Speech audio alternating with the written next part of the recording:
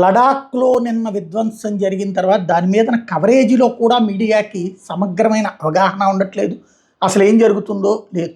ఊరికినే వాళ్ళు దాడి చేశారు, అయిపోయింది, ఇది జంజీ ఉద్యమం, ఇంతవరకే ఉంది. అసలు సీన్ ఏంటి? ఎవడైతే అక్కడ పర్యావరణవేత్తగా చెప్పుకుంటున్నాడో అసలు కథ వాడి చుట్టూతానే ఉంది. లడాఖ్లో పర్యావరణ ప్రాబ్లం ఏంటండి? లడాఖ్లో ఉన్నటువంటి స్వచ్ఛమైన గాలికి ఎక్కడన్నా ఉంటుందా?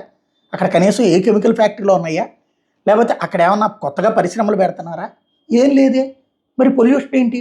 వాడొచ్చి పర్యావరణవేత్త ఏంటి? వాడెళ్ళి పాకిస్తాన్లో కూర్చుని 10 రోజుల పాటు మాట్లాడి రావడం ఏంటి? వాడు ఏంటయ్యా విభేదించదు తెలుసా? అక్కడంట ఇది సోలార్ ప్యానల్స్తో పవర్ ఉత్పత్తి చేస్తారు. అక్కడ ఉత్పత్తి అయితే ప్రపంచం మొత్తం, ఇది భారతదేశంలో నార్త్ ఇండియా మొత్తానికి సప్లై చేయగలిగినంత కరెంట్ వస్తుంది అక్కడ. సోలార్ ప్యానెల్ పెడితే ఏమైనా పొల్యూషనా? వాడు అది పొల్యూషన్ అంటున్నాడు. అంటే వాడిని ఏమనాలా? రెండవది, ఇంతవరకు సరిహద్దు ప్రాంతాలలో రైలు సదుపాయాల కనెక్టివిటీ లేక చైనా డామినేట్ చేస్తుంది. అట్లాంటి సందర్భంలో నరేంద్ర మోడీ వచ్చాక ఈశాన్య రాష్ట్రాలన్నీ కలుపుతున్నారు. మొన్ననే మిజోరాంకి అస్సాం ఇట్లాంటి వాటిలో మిగిలిన ప్రదేశాలకు కలుపుతూ వచ్చారు. ఇంకా సిక్కింకి కలపాలి, లడాఖ్కి కలపాలి. లడాఖ్కి రైలు వేయడం తప్పంట. రైలు వేయడం వాళ్ళకి ప్రాబ్లం అట, పర్యావరణానికి సమస్య అంట. అంటే వాడి ఉద్దేశం ఏంటి? సరిహద్దు ప్రాంతాలకి సైన్యం వెళ్ళకూడదు, వెళ్ళేటటువంటి సదుపాయం ఉండకూడదు, రోడ్లు ఉండకూడదు, రైళ్లు వెళ్ళేటటువంటి ప్లేస్ ఉండకూడదు. తద్వారా వాడు అక్కడ నాటకం ఆడుతున్నాడు. అంటే ఎక్కడో ఇప్పుడు ఏ బెజవాడలోనో గుంటూరులోనో పర్యావరణవేత్తలు మాట్లాడారంటే ఒక అర్థం ఉంటుంది.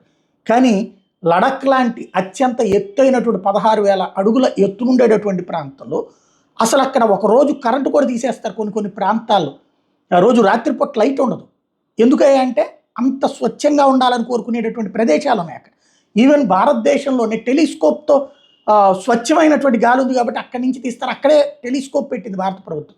అంతటి ముఖ్యమైనటువంటి ప్రదేశాన్ని గురించి అక్కడ పొల్యూషన్ అని వీడు నాటకాలు ఆడుతున్నాడు.